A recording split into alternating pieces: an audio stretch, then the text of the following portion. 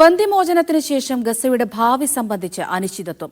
വെടിനിർത്തലിന്റെ രണ്ടാം ഘട്ടത്തെക്കുറിച്ച് ഉടൻ ചർച്ച തുടങ്ങുമെന്ന് ഖത്തർ അറിയിച്ചു. ഫലസ്തീൻ ബന്ദികൾ ഇസ്രായേൽ തടവറകളിൽ അനുഭവിച്ച കൂടുതൽ കൊടും ക്രൂരതകൾ പുറത്തുവന്നു.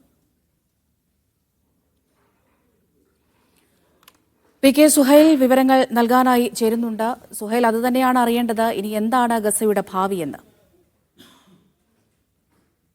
അമൃത, കഴിഞ്ഞ ദിവസം സംഭവബഹുലമായിരുന്നു. 20 ജീവനോടെയുള്ള ബന്ദികളെ മോചിപ്പിച്ചു. 28 മൃതദേഹങ്ങളാണ് ബാക്കിയുണ്ടായിരുന്നത്. അതിൽ 4 പേരെയും വിട്ടുകൊടുത്തു. ഇനി 24 മൃതദേഹങ്ങൾക്കായുള്ള തിരച്ചിൽ ആരംഭിച്ചിരിക്കുകയാണ്. അതുടൻ പൂർത്തീകരിക്കും എന്ന് ഹമാസ് പറയുന്നു. ഇനി ഈ 28 മൃതദേഹം അവിടെ എത്തിക്കഴിഞ്ഞാൽ എന്താണ് ഇനി ഗസയിൽ സംഭവിക്കാൻ പോകുന്നത് എന്നതിനെ കുറിച്ചുള്ള ആശങ്ക നിലനിൽക്കുന്നു. ഹമാസിനെ നശിപ്പിക്കുക എന്ന അജണ്ടയിലേക്ക് പോകുമോ?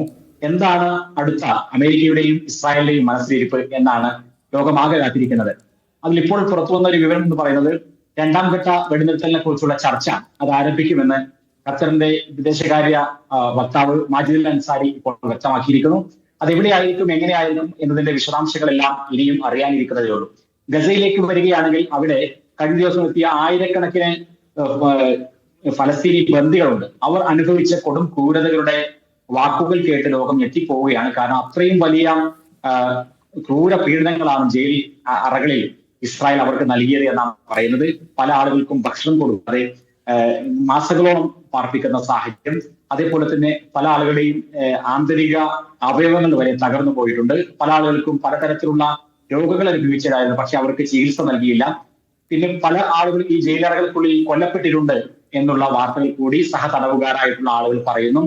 ഈ കഴിഞ്ഞ 2 വർഷത്തിനിടയിൽ നഷ്ടപ്പെട്ടു പോയ ഒരുപാട് ആളുകൾ അവർ തിരിച്ചു വരും എന്നുള്ള പ്രതീക്ഷയിലായിരുന്നു മാതാപിതാക്കളടക്കം കഴിഞ്ഞിരുന്നത്. പക്ഷെ തങ്ങളുടെ കുട്ടികൾ തിരിച്ചു വന്നില്ല.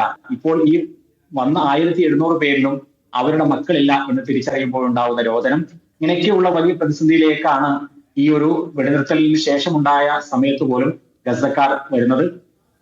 ആശ്വാസകരമായ ഒരു കാര്യം എന്ന് പറയുന്നത് വെള്ളവും ഭക്ഷണവും ഒക്കെ അടങ്ങിയിട്ടുള്ള ട്രക്കുകൾ കൂടുതലായി ഗസയിലേക്ക് എത്തുന്നു എന്നുള്ളത് തന്നെയാണ്.